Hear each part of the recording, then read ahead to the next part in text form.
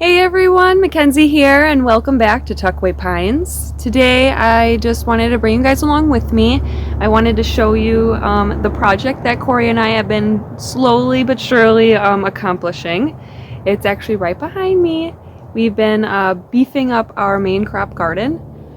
I posted a video a few months ago when we first moved here of us constructing our main crop garden, and to be honest, it was rushed. That video, we were just really eager to get into the ground and have a garden ready and all that fun stuff, so we didn't really construct it as strong or as strong as we truly wanted it. We were just kind of eager and antsy to just go for it, and honestly, if you can learn anything from us, just wait, be patient, okay? But so yeah, we've been slowly but surely beefing up our main crop garden, especially with spring finally here. Our plants on the inside are getting ready to come out to the outside, so we wanted something a lot stronger to keep them safe from all the animals that we have coming around here. I did try to record the progress for you guys. I wanted to show you everything that, we were doing, but I did experience some technical difficulties when it came to editing the video. I don't know, half of it didn't even upload, so I had to scrap it. I could cry about it, honestly. I'm a little bummed out. I wanted to show you guys everything, but I guess today here I want to bring you guys along and just kind of explain everything that we did. So yeah, I'll kind of give you guys a little walk around of everything and just kind of talk about what we did, where, and what's what. So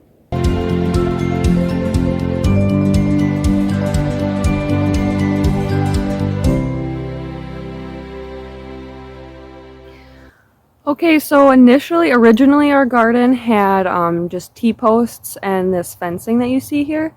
The T-posts, they're fine, they're good and all, but just for what the garden, the size of the garden and the capacity that we want this garden to hold, we didn't think they were going to be, strong enough to keep out any wildlife, in case wildlife were to want to just come right through.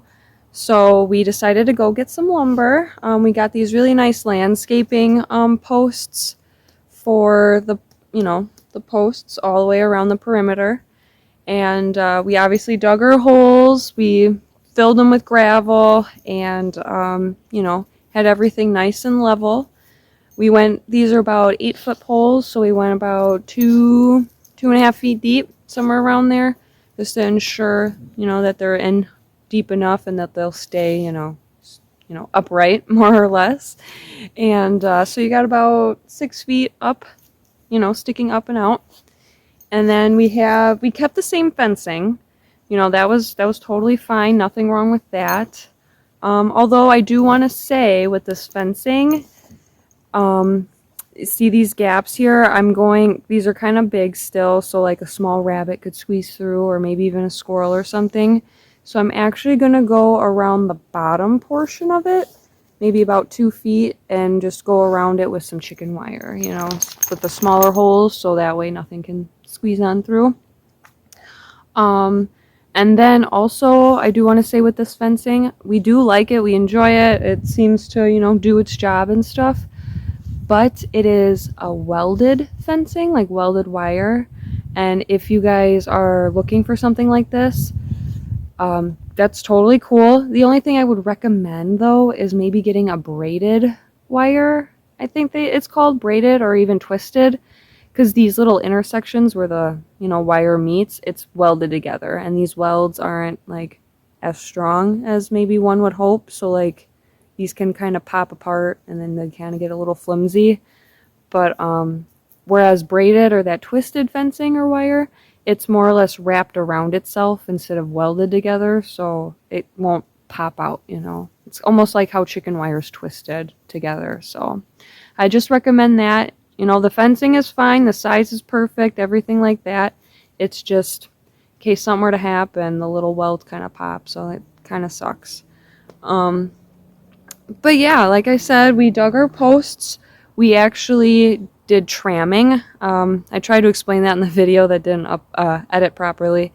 And tramming is where you have your four corners and then you want to measure your lengths, because this is more like a rectangle shape, not square. So we wanted to make sure our lengths were the same size, and then the shorter ends were the same size, and then the corners you want to measure from like this corner to that back corner, so like crisscross, those have to be the same, length, and then that's how you know you're square, more or less. Everything is equal all the way around.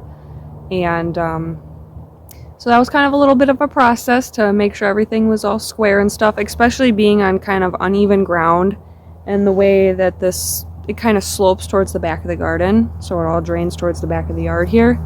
So we had to kind of work with that a little bit, but everything went smoothly. We even, along these longer sides here, kind of behind me, you see, we had to use like a string line or like a chalk line to make sure everything is all in line with each other as well, so everything's the same length apart, and then everything is like in line, so we're not going crooked or anything like that. So so there's that. And then we obviously, you can see, we wrapped the fencing back around. We kept the same fencing, didn't need to buy more. Why bother when this stuff is really good? And that's actually another thing with these posts. I would assume most people would go with like a 4x4, like a square post. I kind of like this stuff. One, it's landscaping, but two, for the aesthetic, I kind of like the way it looks. It's a little different. But three, primarily number three, is so that this fencing, because it's curved, these posts, and then they're flat on the one side, on the two sides, and then they're curved on these two sides, that with the fencing, it comes straight on the flat side, and then with the curved side, it's able to kind of curve around it and then go around the corner and then straight down. So I thought that would kind of work out a little bit in our favor. And we just got the little fencing staples. It's like a nail shaped like a U, and both points or both ends are pointed, and you just kind of put it in, and then you just hammer it in between the fencing there. So that worked out really nicely. It was kind of a process though, hammering. We probably should have gotten like a staple gun or something. We might get one for the remaining work that needs to get done, and I'll talk to you a little bit more about what needs to get done in a little bit. But I want to show you our gate over this way. Alrighty, so here's our gate. There aren't any hinges on it yet. We just kind of lean it up against the doorway so nothing can run in and out, but it's a good size one. It's almost as tall as me, honestly. But yeah, I think it'll be a good height. It obviously fits nice and snug in between our little gateway here, and it's nice. It feels really heavy duty. It's made out of the same posts that our corner posts are, so like I said, heavy duty. We even put some of the fencing like around the opening, and I might go along and do some chicken wire over it as well, so nothing sneaks through. But yeah, like I said, we have the hinges and stuff, the hardware. We just need to put it on. But yeah, let me take you inside the garden. It's really exciting. It's a nice size, actually, really big, good footprint. But we did actually, when we were beefing it up, we decided to kind of shorten it a little bit, because with wintertime, it gets kind of tight around one of these corners in between. We have a well cover, and then the corner of the garden. In wintertime, it was getting kind of tight when it plowing through and stuff like that, especially with the snow building up. So we decided it'd be best if we just kind of bring the garden in just a hair. We probably brought it in like 4 feet, not that much, and that way that area is a lot more open for the plow to come through, and traffic wise. But yeah, so that's the only like real change on it. Otherwise, if you, like I said, go back and watch that first video of us building the main crop garden, everything's pretty much the same, like the outline and stuff. It's just this is a lot more beefier. I did want to show you guys something else as well, like with the fencing. I know I talked about getting a braided fence versus a welded fence, but also because our garden is a good size, we needed multiple rolls of fencing, and instead of just like stopping at a post and then cutting off a chunk and just having kind of not a waste but scrap fencing, I decided to just kind of keep it going, and then I would connect the two fences with just by kind of weaving them together, more or less a seam. I don't know if you guys can see that there. Yeah, right here. Right here, you can kind of see it's twisted, so like one end had like just a straight line coming down, like a nice cut, and then the other side had, like the little cross wires coming out. So I just twisted the cross wires around the vertical wires, so it's all twisted together like a nice little seam. But so yeah, I just wanted to show you that little tip. And let's see what else. I think that's pretty much it. I mean, we recently got some manure, some composted manure, so we kind of put that in the garden just to kind of give it a nice little starting layer. I do intend on mulching in here once plants start coming in, which should be relatively soon. I'm actually, honestly, probably should have been done a little while ago, because I feel like I'm, with this kind of on hold, it's kind of putting the plants on hold a little bit, but I gotta bring them out and harden them anyway, so it'll all work out. It's all good. And yeah, that's pretty much it. I mean, there was a lot more when it came to actually building everything, making sure everything is square, level, secure. We don't want things falling apart on us. So yeah, and that's pretty much it as far as where we are now. We do plan on, we got the wood and supplies for it, but we do plan on adding more wood to it. Like we want, let me show you here. So like on the bottom, we want like a nice piece of wood to go around the perimeter. You're thinking of kind of digging like a little trench so the wood can kind of go in the ground a little bit and still stick up.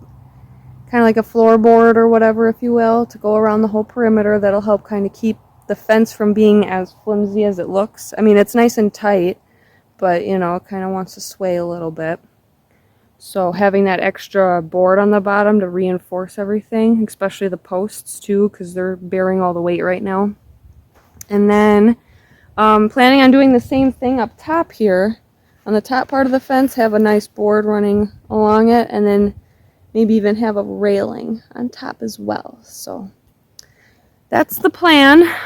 Hopefully when we do that, I'll try and film that for you, and I'm hoping that that'll all film properly and work out. Because, like I said, this was a lot of work, and I tried to, film it all for you guys, but it just did not edit right. So, I don't know, technology. But, yeah, that's pretty much it as far as our garden goes. The sun's really bright. I'm kind of blinded right now. And like I said before, if any of you guys can learn anything from us, or if anybody's in the same situation we are, or planning to move, start a big garden, what have you, please be patient. Please be very patient. Save that little extra money for the supplies you need. Maybe wait until you know for certain that's what you want. Maybe even wait until you actually have like a solid like blueprint or a plan in place, because like I said before, the initial main crop garden was really rushed. We were just too eager, too antsy. We should have waited, but I was thinking of trying to get ahead of the game, but really we're kind of right where we're kind of not, I can't say set back, but it does kind of set us back from being ahead because of having to essentially redo the garden. So yeah, you guys don't want to be in the situation we are and feel like you have to hurry up, get everything ready so you can actually, plant or do the things you want to do. So save that money, get a good plan in place, and yeah, just get a good plan in place and save that money for proper supplies. I'd hate, to need something and you got to stop what you're doing and hurry up, run to the store and spend a boatload of money on whatever. I don't know, but yeah. So I hope you guys enjoyed this little check-in video of us upgrading or beefing up our garden.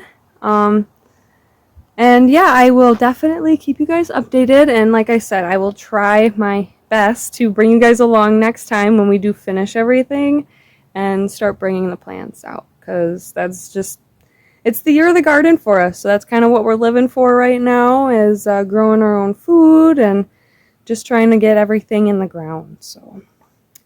So far so good. We've been planting a lot of like trees and stuff around the house, and I think I'm going to do a planting update video where I'll kind of talk about what we're growing, check on all our plants, our indoor plants, and then show you guys a little bit what we've been adding around the property a little bit, because we've been doing some work here and there, so a little bit of everything everywhere. It's kind of been crazy, and we're just in that spring rush, so trying to hold on for the ride because it's moving. But yeah, so thank you guys again for watching this video. I know it wasn't really exciting. I know it's just kind of a quick run through of our garden.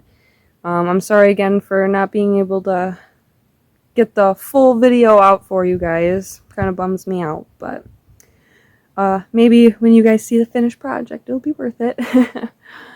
But yeah, I hope everyone's having a great day and a good growing season. I hope everyone's garden's looking nice and green and fruitful.